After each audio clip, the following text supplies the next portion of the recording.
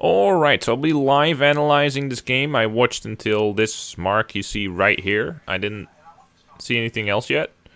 Let's turn off the commentary, see if we can do a live analysis. After that, I'll actually start compiling points and giving a more concise analysis. That way, just for evaluation purposes, you'll know how I think and how I approach the game, and if that's any use of you to you, right? So first of all, let's just take a look. We got the Sejuani Rise on red side versus. I mean, let's just take a look at the entire matchup. So you got Aatrox versus Aurelia in top lane, with Karthus versus Sejuani in the jungle. Okay. Not sure about how I feel about the Karthus pick. I mean, OFG Scythe has said that Karthus is not a champion, and that Karthus is inting in high elo, and especially in organized play. Whether that's true, I don't think I agree. I don't think I agree with that assessment, even though he's a professional analyst and I'm not. Anyway, let's just keep going. Let's just leave that up in the air for now. And you got Azir versus Ryze in the mid lane. That's a pretty clear matchup. Like, both teams have a pretty clear draft concept by now, if you look at this. And you got Caitlyn Morgana versus Kai'Sa Soraka in the bot lane. Makes a lot of sense as well.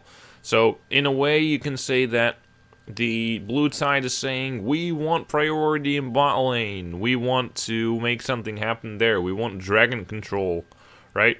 On the other hand, you have an Aatrox, but you don't have to invest in it. You don't have to invest in that with ganks. You can, but you don't have to. It's a flexible champion.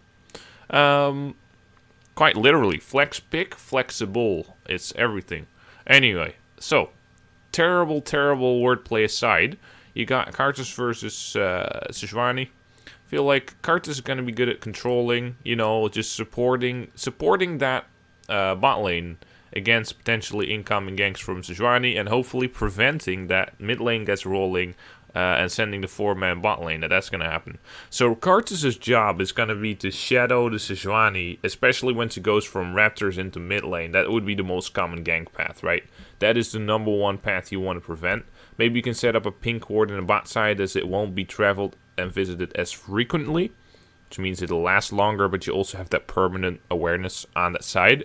And then in the top side, you can actually just constantly try and do something, try and shadow her, try and I mean, put a ward on the Raptors, if at all possible, from the Aatrox's perspective, since he will have priority, right? And try and prevent those ganks from coming in. They'll have to get creative, maybe send Sejuani from the center of the lane, maybe enter that lane with Ryze ultimate. There's so many options, right? It's League of Legends, but it's got to be a really hard one. In a way, you could say, like, in theory, Red, has a pretty clear disadvantage in draft, right? But I think that the gank setups for Red side are just, they're there, you know what I mean? They're absolutely there, and if they get Ryze rolling, it'll all be good. I just recently lost a game in qualifiers with my Benelux national team, like master tier elo average, because we had Ryze versus Nico, and Nico just constantly had priority, and we had an enemy bot lane that had priority, and we never really got our way into a gank setup. So gank setup kind of never really worked out, even though you got Sejuani Ryze. I think that's why, if you have Sejuani Ryze, ideally you'd want priority in bot lane. Yeah. But I haven't seen high. Obviously, it's elo dependent, because in my elo we got clubber stomped, and it's pretty consistent that happens. But I don't know about this kind of elo, whether, how that exactly pans out. It's very easy to make analytical mistakes when you just analyze without any footage, just being confident that everything you say is correct. I'm just gonna start now and just take a look at what actually happens, because some people say that can make a difference, what actually happens. So Sejuani, by the way, started with the blue side clear, which I don't get at all.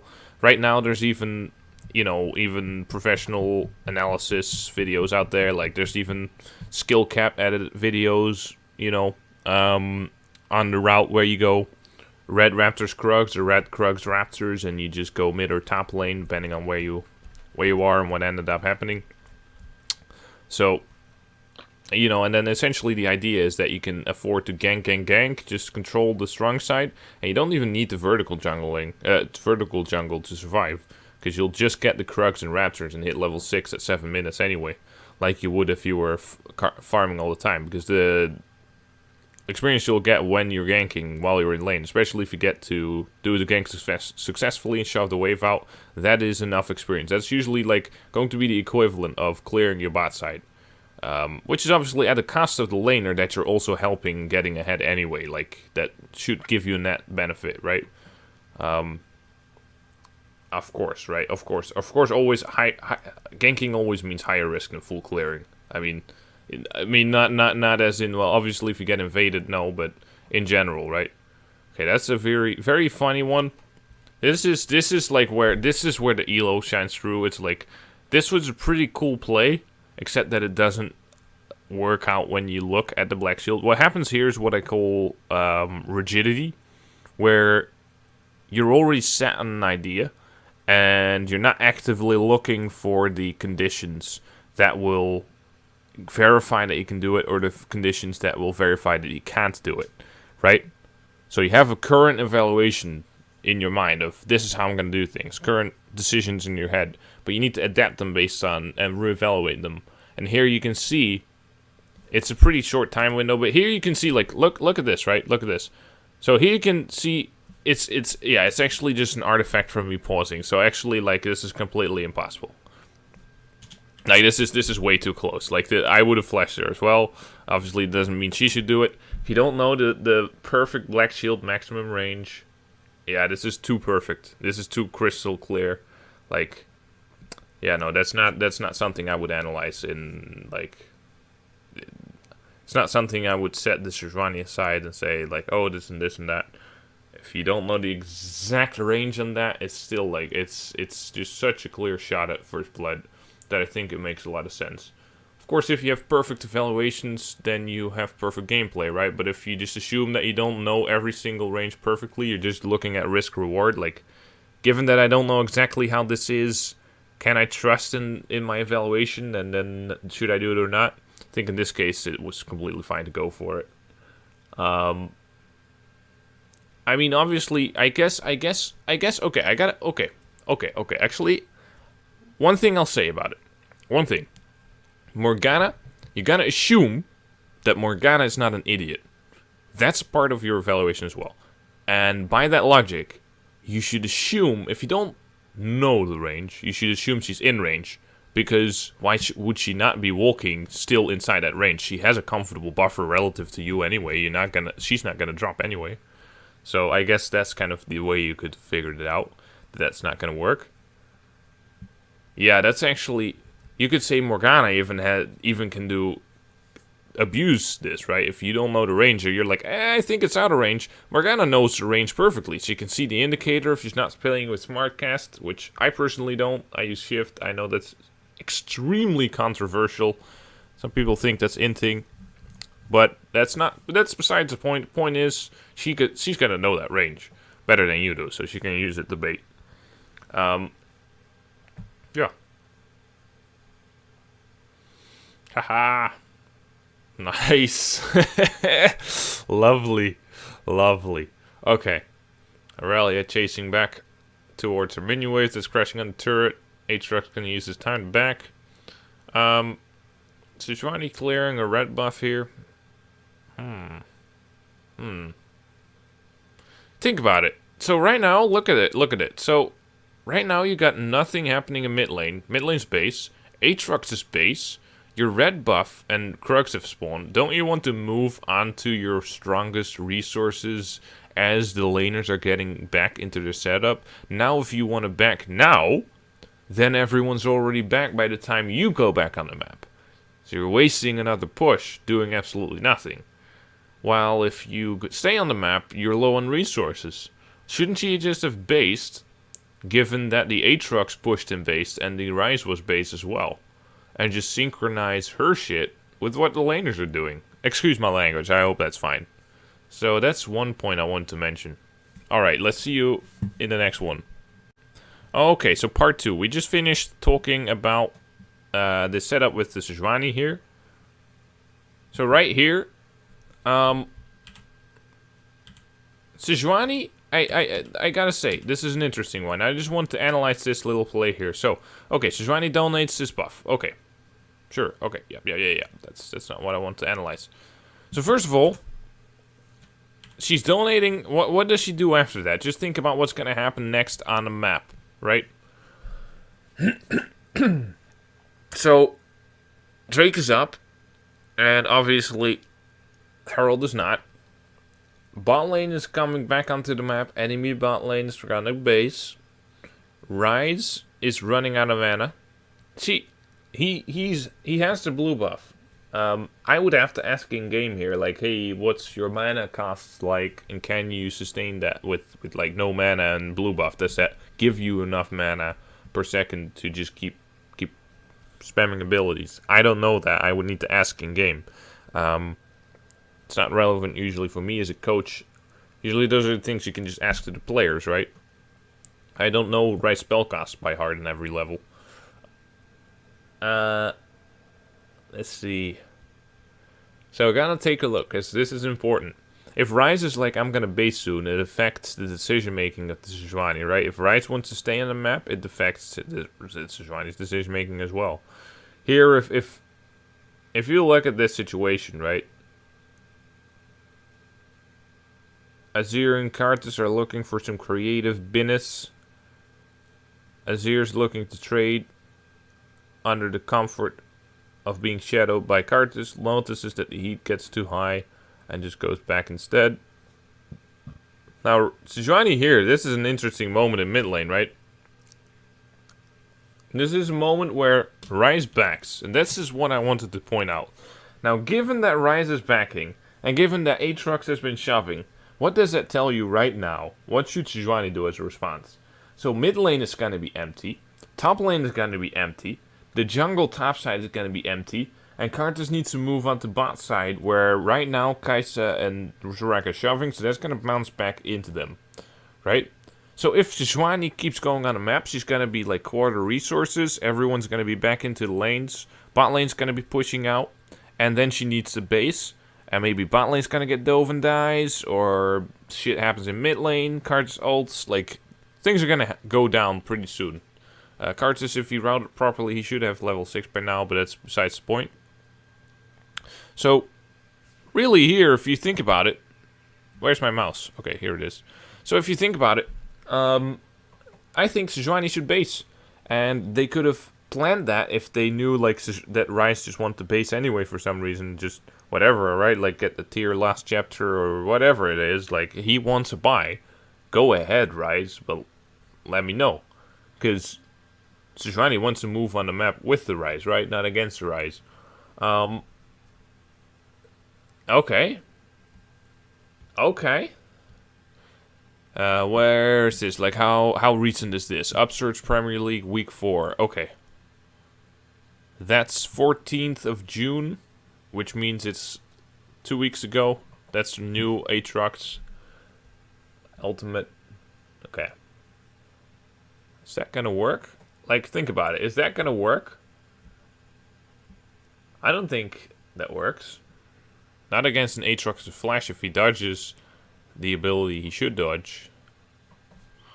Right, really? Is this a setup, guys? Is this a setup? Like, is this really? And then they call it up. That is non-commitment. That is what? Okay, so nothing changed, right? Nothing changed. You know Aatrox is gonna be in top lane. There's nothing here that happened in the last 10 seconds. It's just indecisiveness. This is such bullshit because you have such a high pressure on certain lanes right now. Like, these guys in bot lane are shoving. If there was a Sejuani here in this bot lane right now, if she based before doing her Raptors, right? When Rise is like, oh, by the way, I want to base. And he goes base. And then, right, Sejuani goes base. She can opt to clear her top side and get levels and get level 6. And then go into top lane, or mid lane, or bot lane. Really, you can go anywhere from there. Right, you just go Crux Raptors and make your call. That would have been absolutely fine. Or, like, red buff as well, right? So, anyway, in this kind of case, they're still shoving out one entire more wave, so I think they would have made it to bot lane. Not saying that's what they need to do. Oh, this ward, by the way, because of Aatrox red, I thought it was red ward. Look at this. I thought it was very strange that they overlooked that. This shouldn't be gankable, and in this case, it definitely would be hard. You would need to, let's say if you set up the pink ward I mentioned earlier, or you just set up this pink ward and then loop around, that would work. You had a ward over here, so you could know if they warded it or not. You know, you have setups like that. Could go for that. Am I saying that I'm absolutely confident that's the best decision and I'm like the best analyst ever? I know exactly how you can play that out? No. But no matter what the team decides individually during this game, the fundamental concept behind it is pretty clear. You want to synchronize your movements on the map with those of the laners. If they're doing something high intensity, you want to go into high intensity mode. If they're AFK in base, you can clear some camps or go base yourself. You want to make sure that you set yourself up to move onto the map when something's happening somewhere where your presence is used, right? It's such a simple concept. It's kind of like, it can annoy people, it can feel patronizing when we talk about it.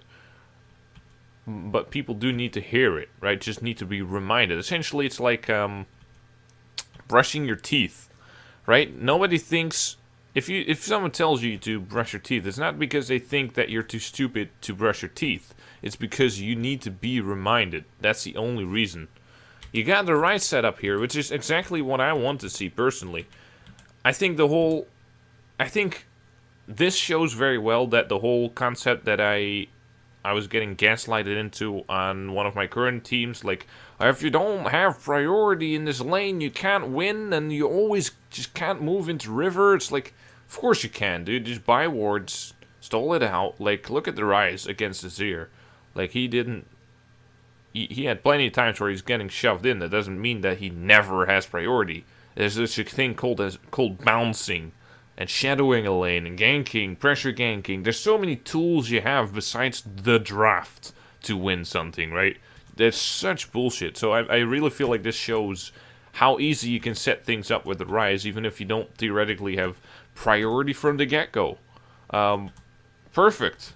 Yeah, and the TP play. This is what I want to see in my games. Why can't my teams do this, bruh?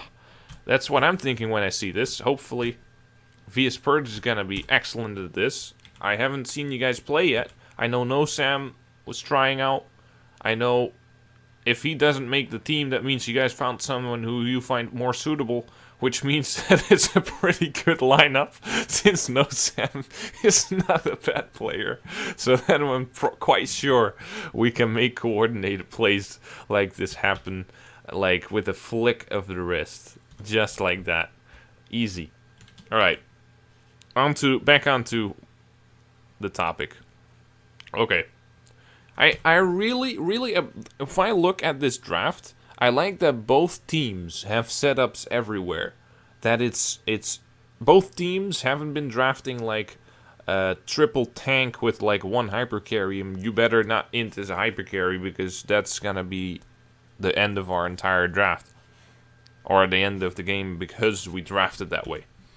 You just assume one person is Uzi and doesn't ever make mistakes of a certain caliber, I mean, right? Like, certain level of mistakes. I mean, yeah. Even at this level, that is not recommended. Having a wider array of win conditions is better and better and better the lower elo you go to, right? Saying like, okay, well, if due to whatever individual bullshit top wins, we can go there. If due to individual bullshit bot lane wins, even if this matchup theoretically wins that one in this favor, blah blah blah on these levels, you know, that was not an English sentence, but you know what I mean. You can just go there. Karthus is just doing its thing. I don't think Karthus really worked out here. Like, I don't think he's been doing his job very well, shadowing. Like, I thought what he was going to do is secure that bot lane siege and just try and get control over the enemy tri-brush, try and get control over the enemy jungle, try and get control over bot side river, and just constantly, like, Alright, part 3. So, what I was just talking about is what I thought Kartus' plan was going to be. And then, so Kartus should get control over bot mid and try and shadow mid lane from the bottom, right? So you try and have Azir ward Sejuani Raptors, and Kartus can, like, keep an eye out for mid lane, right? From the bottom side. So you essentially counter gank, you just match, what's it called? You go at each other from opposite angles, right? So, that's not really what he's been doing. I feel like he should have been doing that, but he hasn't been. I feel like my plan had more potential. It's not like it's the only one that works. As I talked about earlier, they do have spread out win conditions on both teams. Yeah, you can focus top lane as well, and just use the Caitlyn Morgana as sort of an easy way of just establishing control over a side of the map that you're not pumping resources into. But I think it's easier to actually use that and leverage that to drain the resources on that side of the map, rather than just saying, well, we're not losing them, we're not letting the enemy drain them out. I think that would be the easier strategy. Again, if you have two concepts like that, you can just pick and choose, right? And test them out with the individual team as well. Because even if one is theoretically better than the other one, I don't know how that's going to affect via Spurge or teams like this or whatever. Like some of my teams that I coach, like, I don't know, right? Benelux qualifiers, can I use that strategy? Can I tail the bot lane and try and counter gank mid lane? Or would it be better in that one to just camp top lane directly? Just go for the easier setup, less coordination required, just point and click and then try and kill someone. That micro on the Kartus. Look at that for a second. I know it's not a major point, but just look at where this guy is gonna go next. If he walks back in here, he's dead for sure. He is dead for sure anyway. Do they want to donate the kill or not? Honestly, if they wanted to donate the kill, then Kartus, I don't think he should have queued. Maybe like at the start there, but looked to me like Kartus was trying to get the kill. If he did, then where he aimed his Qs at made no sense. Yeah, just make your decision. How many shots can you tank? That was a little bit silly, wasn't it? Still worth it, but I mean, not just worth it. This is like absolutely crucial.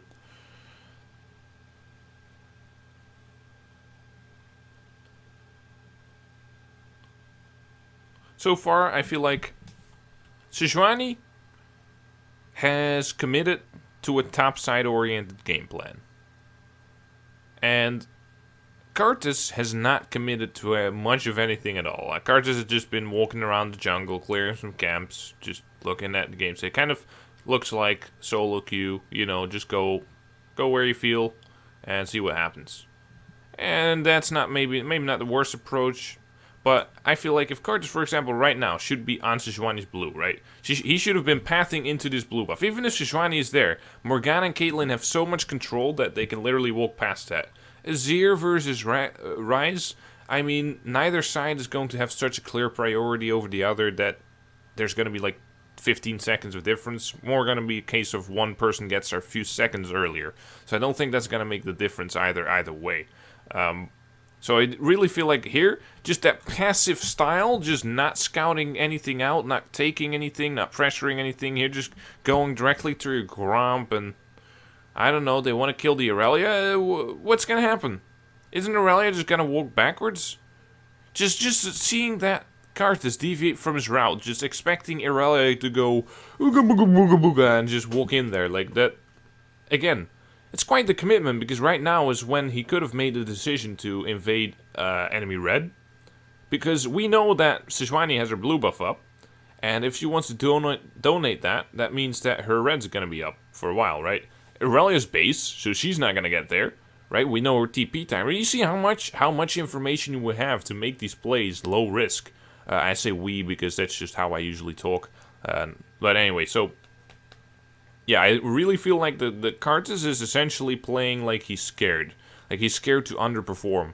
That's something that I would want to talk to the player with, you know what I mean? In a gentle and polite way. Just like, feel like, Okay, just see, first of all, assess game knowledge.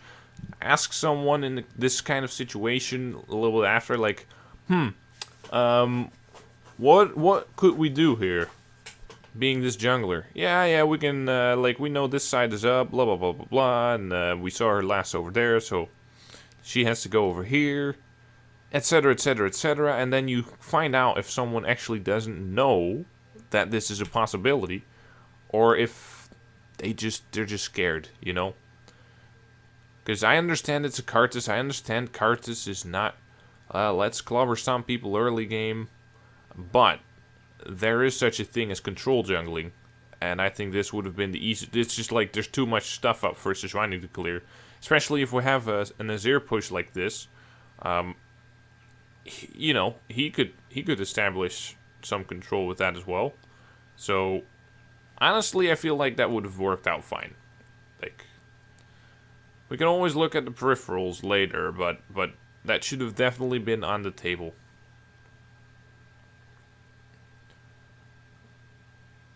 Okay. What? The question is that worth it? Is it worth not giving the Azir the gold here, even though she's already just... It's just flat gold, right? It doesn't make a difference to map pressure. Also, does she know she's not going to die from the shot? Because she still is R, right? So, like...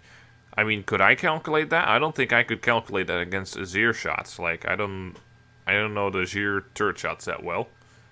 So either she's taking unnecessarily high risk, or she just knows those values very well. Both are possible. I'm just telling you my thoughts here. Alright, game pause. The most interesting part of the game. Honestly, I feel like you have to ask the question, okay, how good of a draft setup do we have? How clear of a game plan do we have?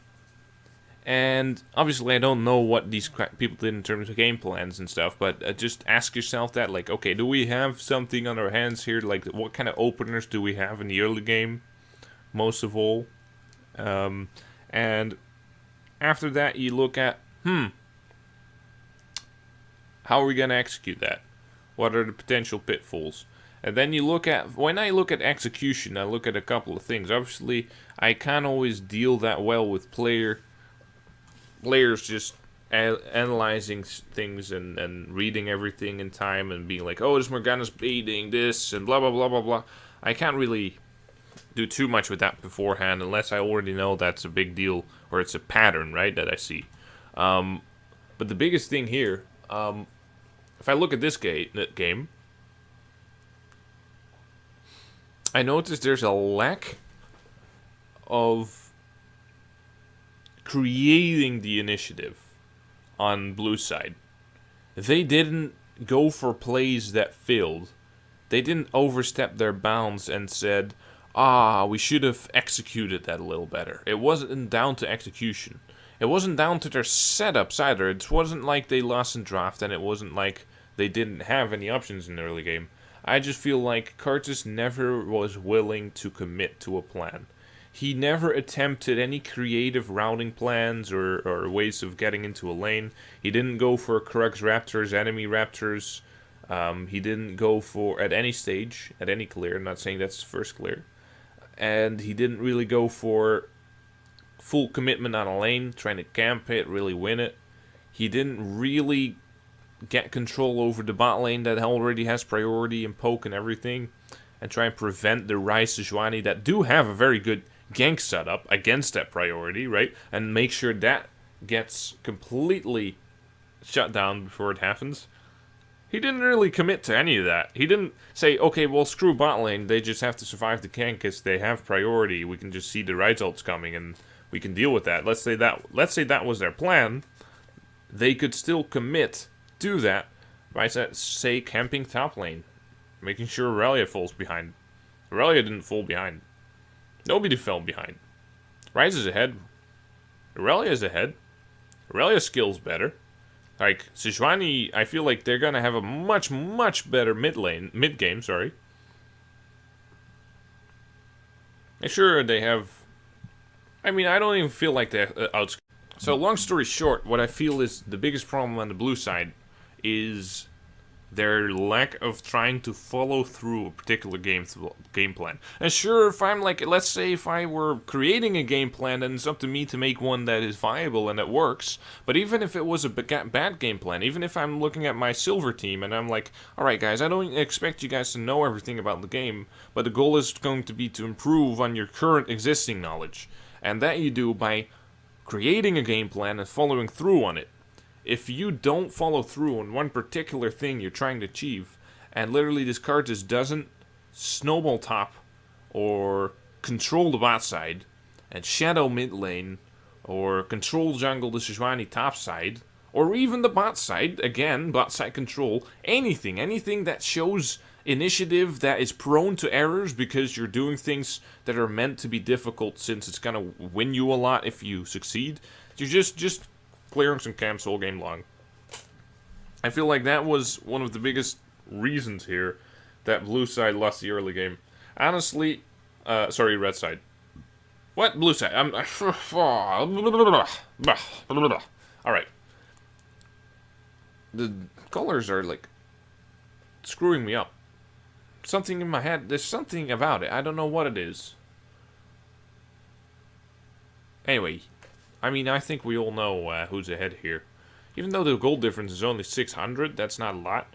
Caitlyn has a CSing advantage, and Card just picked up a few kills and has a CSing advantage. But really, I don't think... I mean, I think that blue team loses hard in mid-game. They would need to have an advantage and start sieging, and hopefully transition to a top mid and get the tier 2s, or at least get the mid tier 2 and trying to get Nasher. I don't think they can do it on equal grounds. I don't think they can play the map 50-50, split it in half, either way, or...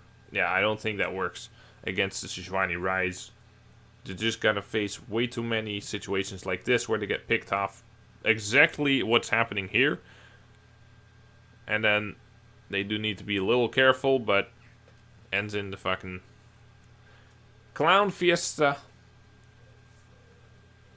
Well, I mean, I guess since Rice got the clean kills like this, the interface is bugged, by the way, but I guess since that's pretty clear, I guess Clown Fiesta, I just shouted that because if you look at this situation, the question is, what are they fighting over? You know what I mean? It's just two sides evaluating it differently for no reason at all. There's no cause for emotional bias, you know, or no resource that when they give it up they lose anyway. They're just kind of just randomly fighting. That's why I said Clown Fiesta. Just you know, just to make sure. Yes, I realize red was pretty convincing in this situation.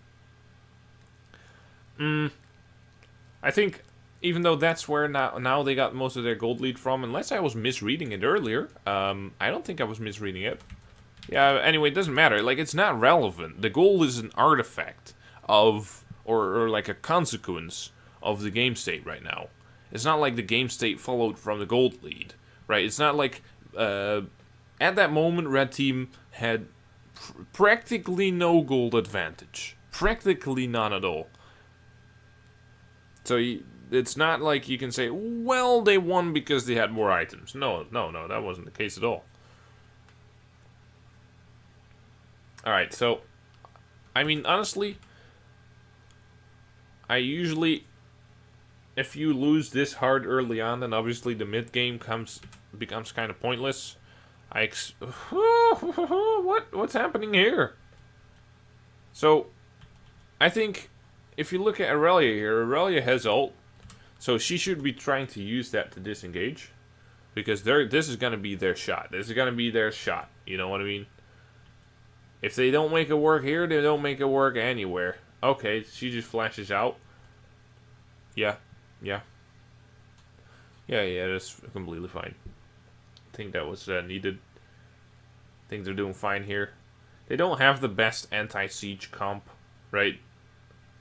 They don't have the best anti-siege comp. The enemy doesn't have the best hard engage. They have the Aatrox, but you can see that they needed the flash to make it work, right?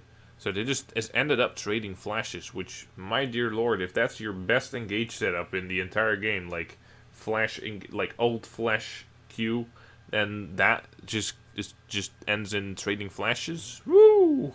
You're in for a hard game. You are not in for a treat because you are not gonna siege, and you're not gonna hard engage. And what are you going to do? You're gonna lose. That's my professional opinion. Anyway.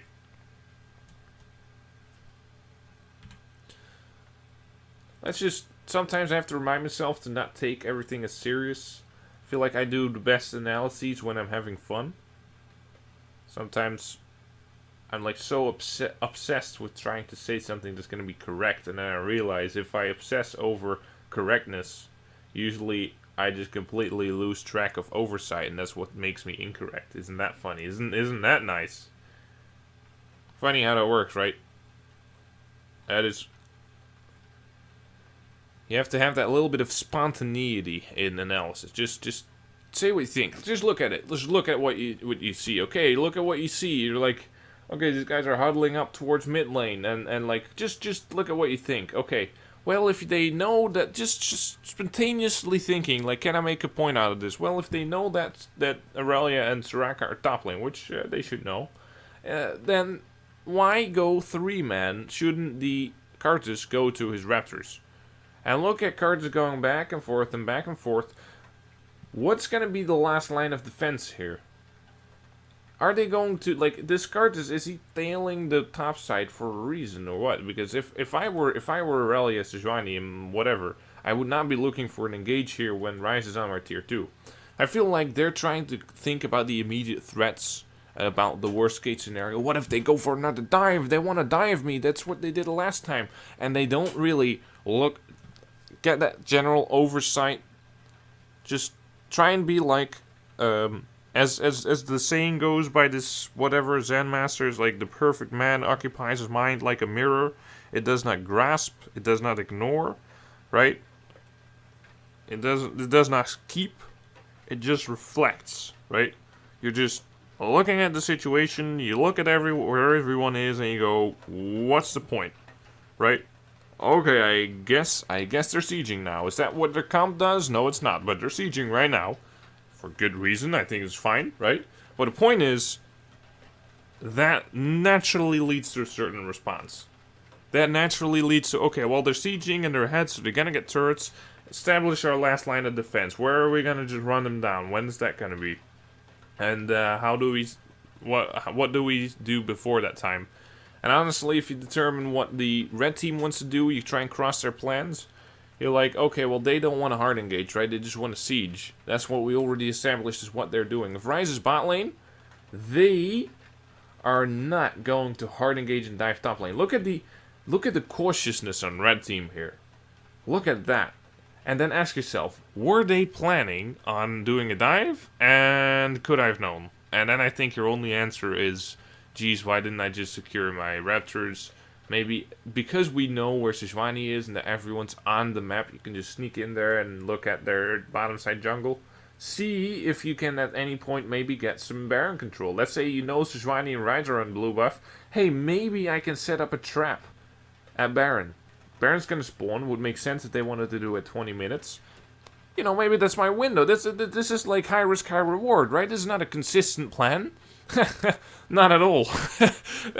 If you just send in Sejuani there, we're not gonna... Like, you could check the Baron to see if they're on it right now. If they are, then you win easy. If they're not on it, you know they might be setting up a trap. In that case, you can just send Sejuani in. You have plenty of time. You can just wait. I mean, you don't even have to check there, right? You can just wait until they start doing it. You don't need the control in that case. That's actually funny. I went over that with Vikroff in my conversation with him. And I just completely, like, you know, just like brain fog. Like, no, you just, like, I mean, you need to control over River. But obviously, this is from the perspective of being in a certain position, right? If you're coming, like, in that situation, it was like we're both coming onto the map roughly simultaneously, and how do we check? Well, I'm like, if you can get control over the Baron pit, why wouldn't you? But obviously, he was arguing from the perspective of a team that lost Baron control, and how do you get it back? Well, you're not going to just face check, right? You're not just going to kamikaze into the pixel brush. No, you're going to just first see if they're on it. If they're not, You know they could be in the brush, but you don't need that Baron control because you got the vision. Anyway, so I went on a little bit of a tangent there, so let's draw it back to the actual game and close this out soon, TM. I gotta sometimes remind myself, just like, okay, have a little bit of fun here. Just look at it, and say what you see, right? I see a Sejuani basing. I see a Kai'Sa pushing. I know they don't have a great setup to run the Kai'Sa down, right? It's not gonna happen. What are they gonna do? What's my first thoughts are, what's blue team gonna do to turn this around? That's, I think, the most interesting contention in this game, right? And I talked about the trap. I think they passed their best moment. What we just talked about is happening now, but it's happening in a slightly different way.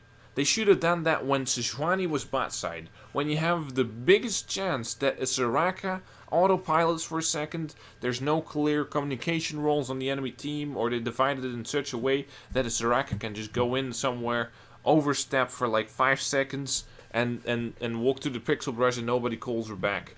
And maybe everyone else doing their little thing is not looking at that Soraka, right? Completely understandable, but that is your window.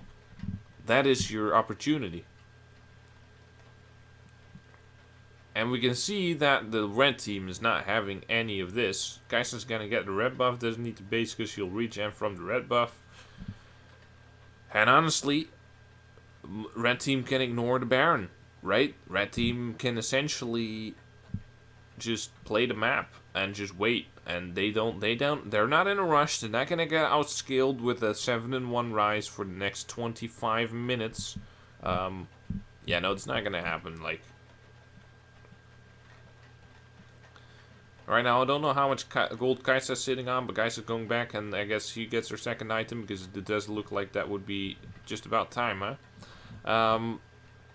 Makes a lot of sense. Honestly, just play it safe, play it clean. If you're ahead, play low risk. If you're very far behind, you gotta go for some higher risk setups, right?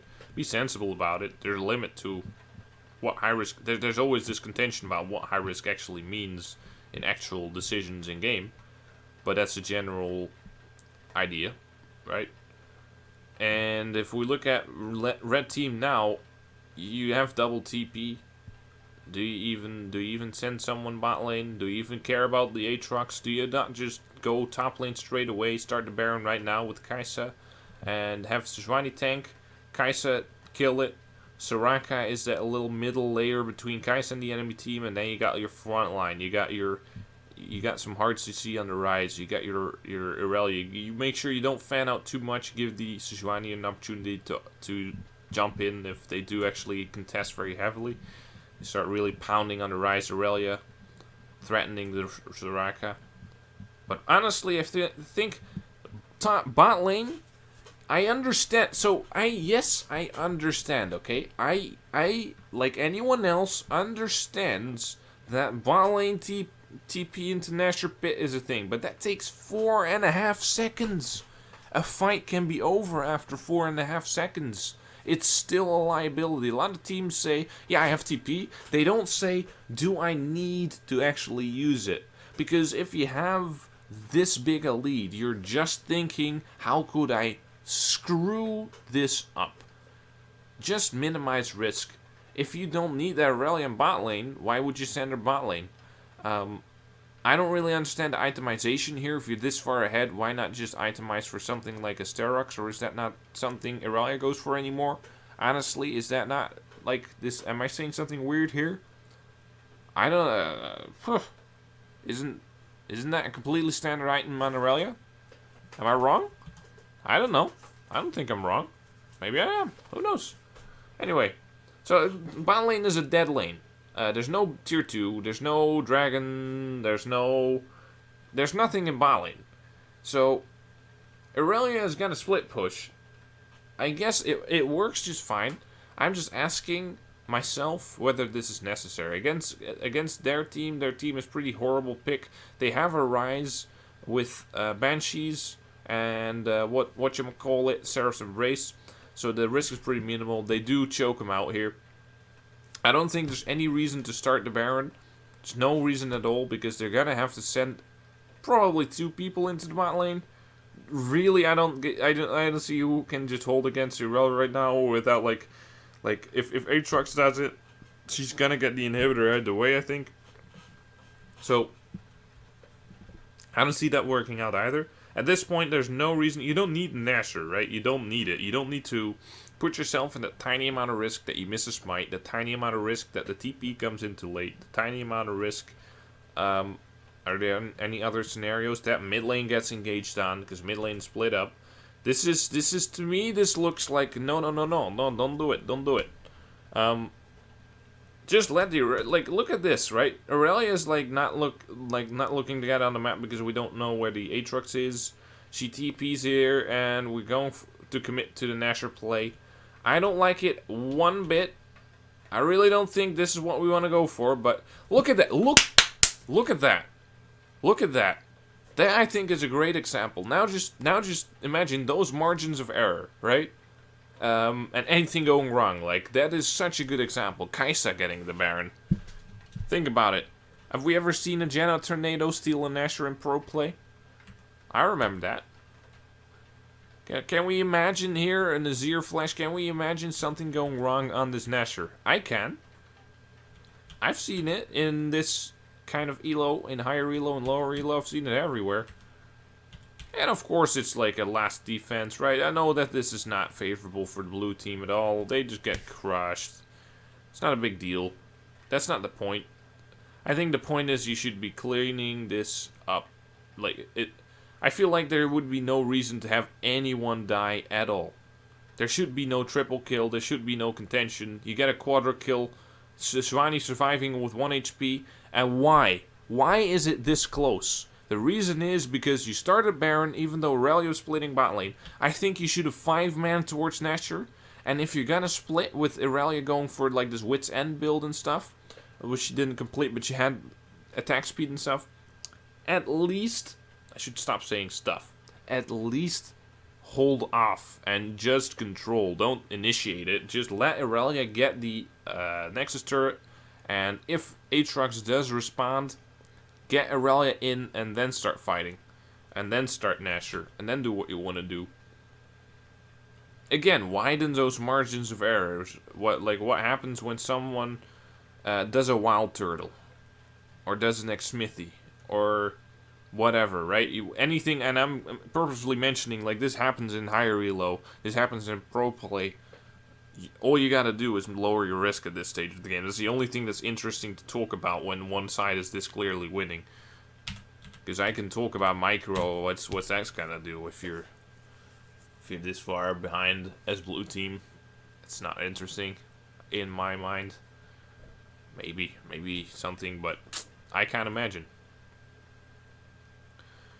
So now, one thing I also like to say, just generally, creating imbalances creates opportunities for skill expression, and opportunities for skill expression create higher variance, right, based on the players themselves rather than the plan at hand.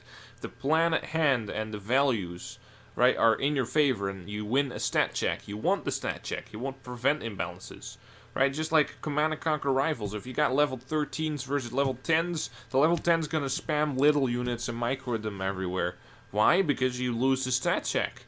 Right? Same thing in League. If you're very far ahead, if you just can't break through with a 5-man siege, even if you're far ahead, sure, don't 5-man siege. But create the least amount of imbalances required would be my point.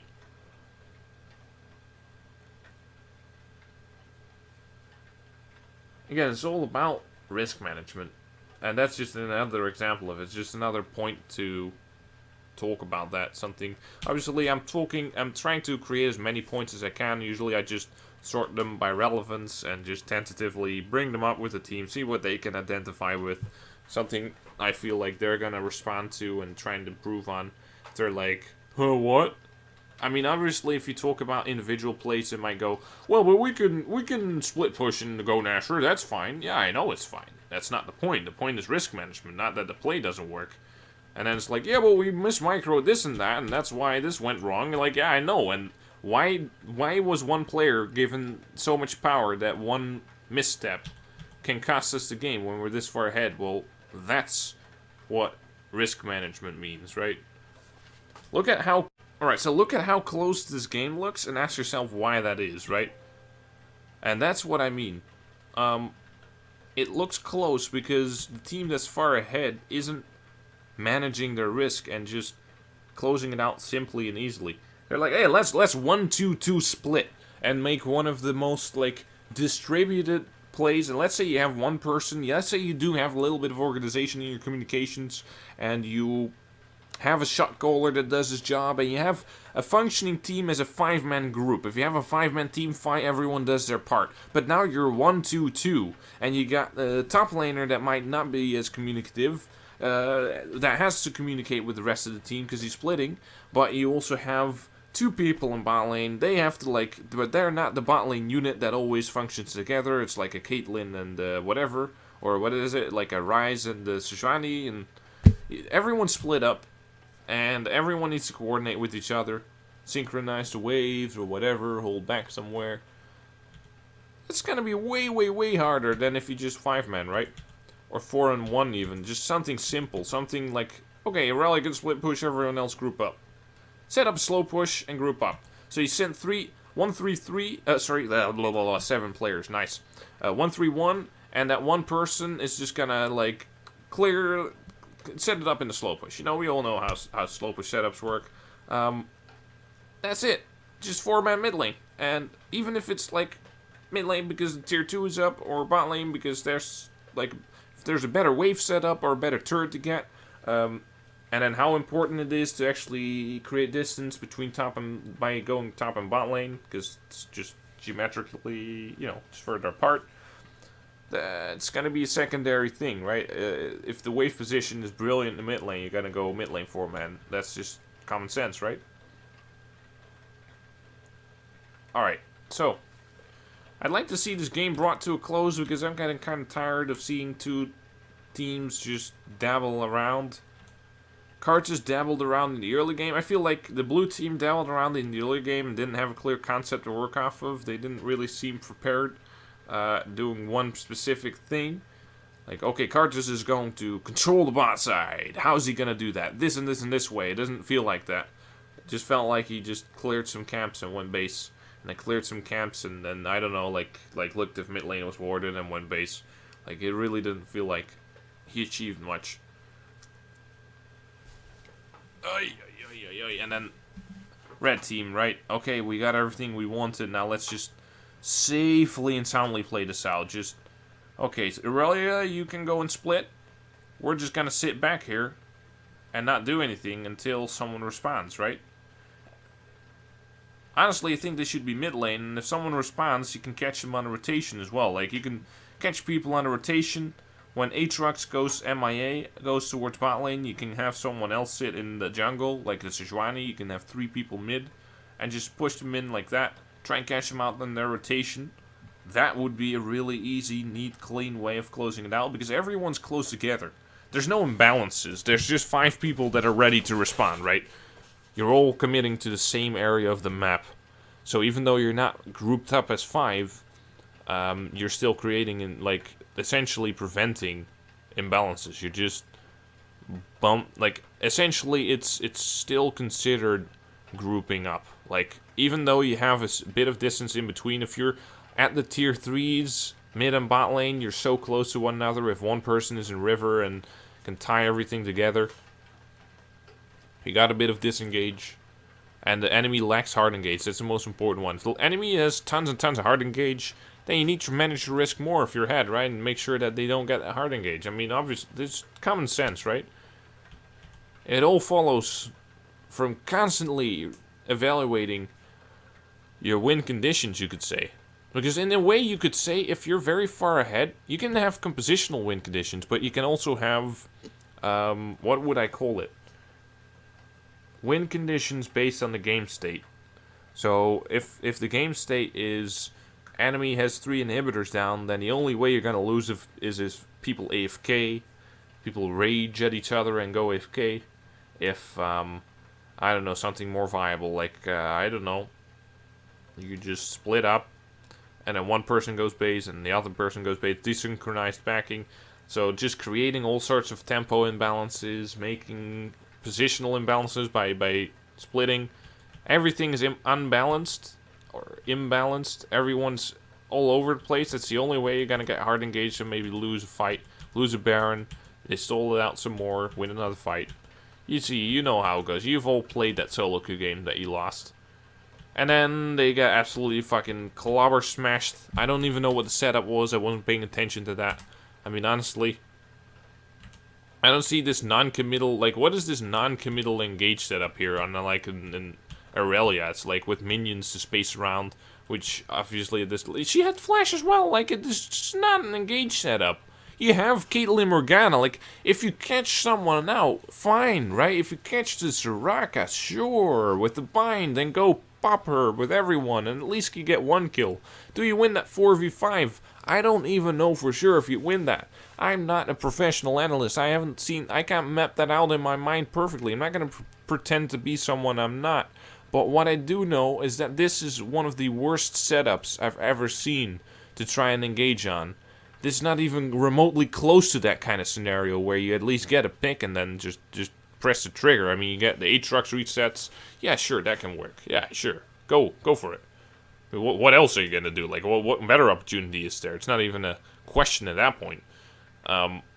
Yeah, this is not the best one, I think. One thing we did talk about, let's say you can set up the double pink ward in base and try and get someone to engage from Fog of War with, like, for example, like Morgana is going to have flash up soon. Maybe she could have gone for Q or flash R. If they decide to split top and bottom, you can create a little Fog of War threat in your own base under certain conditions. Again, it's very fickle. Not saying that's what you want to do. It's not something you want to get to that point, but that's something they could have opted for when they're completely lost. Okay, so that's it for this game. Hope you enjoyed it. Hope that analysis made some sense. I'll do a quick little recap. So, blue team didn't really seem to have a clear concept in draft. Like, at least they didn't pull through with a clear game plan. They didn't really achieve any clear conditions in the early game for their win. And whether I think X, Y, or Z would have been the best way to approach the early game, they didn't go for any of them. Win that top lane, go for Herald plays, right? And then set up the Herald with Caitlyn Morgana. Or Caitlyn Morgana has priority and Karthus is a good control jungler, but they have an engage setup, so let's just play around bot side and prevent the engage. Okay, let's do that. Or let's focus mostly on mid lane, shadowing mid lane, since Caitlyn Morgana is the priority. They can't gank bot lane directly because we have the spell shield. Let's do it that way, okay. Right? I think probably the latter option there is probably going to be the most viable. I like each of those, actually. Really, it's hard. I like the last one, probably. That would be my best bet.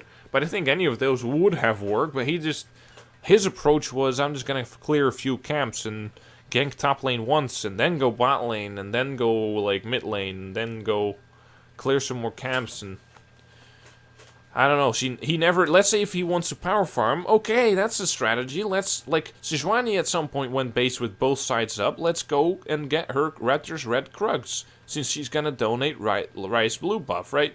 They were pretty behind at that point, so if they get heckled and something happens, okay, now you're definitely losing, but at least you made an effort to get back into the game. They never really made that effort. And then on the red side, my main criticism would be risk management. You know, all you can do to lose the game is int feed. How do you do that when you send one person over there, and one over there, and two over there, and one more over there? Like, create imbalances. Yeah, that's great if you're behind, or if you have a pick comp. Not if you're this far ahead. They should just send Aurelia to split push, for example, and just safely play it out. Just prevent the hard engage. That's all they gotta do until people respond, right? And then you just naturally, let's say you push in that mid tier 2, Aurelia can abuse that rotation. If they show Aatrox, you set a ward up in between that rotation, and you're either gonna play for the pick or you're gonna play for the tempo advantage, right? That's what you're gonna do. And if you play for the tempo advantage, which is again lowest risk, that means you're gonna send Aurelia with you in the mid lane, right? That also works as shadowing a potential hard engage when let's say Aatrox tries to make a turnaround, and they think the Aatrox is going to be there first. You can manage all of that when you have those wards and when you have the setups. Alright, that's it for this one. Hope you enjoyed it. See you in the next one.